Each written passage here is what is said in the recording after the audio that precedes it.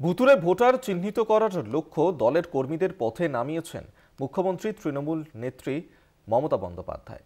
গত শনিবার থেকে রাজ্য জুড়ে জোর কদমে চলছে বাড়ি বাড়ি স্ক্রুটিনি।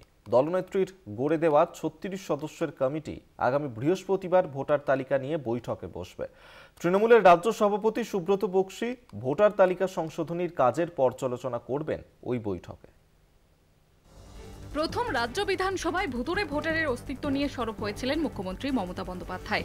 একই সচিত্র পরিচয়পত্র বা এপিক নম্বরে একাধিক ব্যক্তির নাম মিলেছে নির্বাচন কমিশনের ভোটার তালিকায়। সেই নথি হাজির করে গত বৃহস্পতিবার নেতাজি ইন্ডোর স্টেডিয়ামে তৃণমূলের সাংগঠনিক বৈঠকে কমিশনের ভূমিকা নিয়ে প্রশ্ন তোলেন মমতা।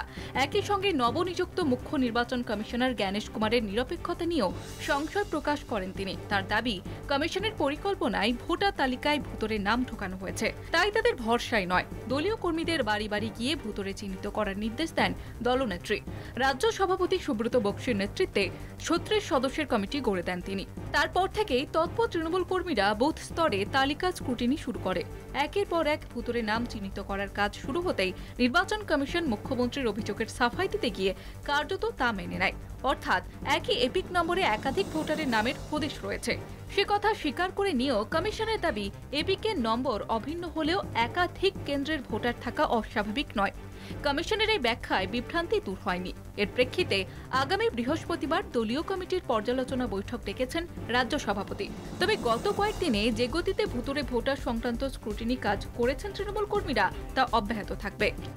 কলকাতা টিভি।